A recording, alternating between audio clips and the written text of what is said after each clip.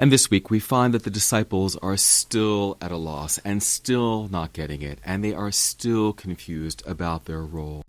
They are more concerned with their place in the church and their place in the club. They're more concerned about who is on the in team and who is on the out team.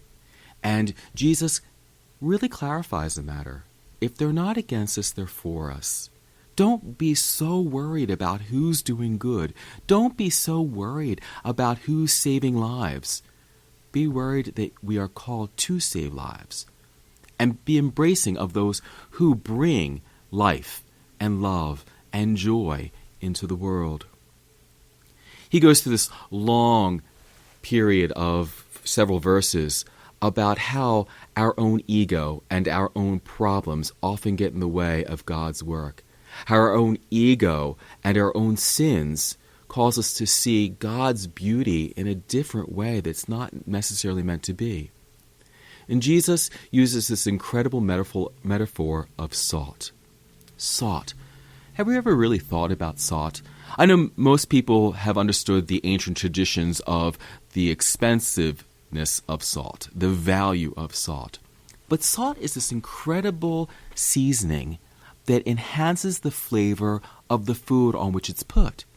It's not about tasting the salt, it's about tasting the food better.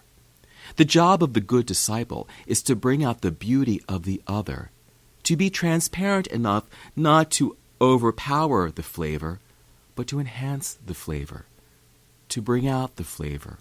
And that's what Jesus is teaching his disciples. It's not about you, he says.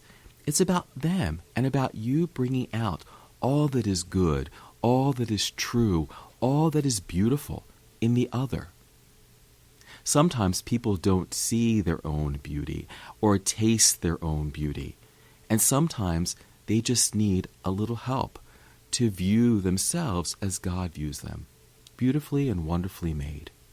We are called to be salt, not overpowerful, not overstrong, but simply to enhance the goodness and beauty of others and the goodness and beauty of God in the other.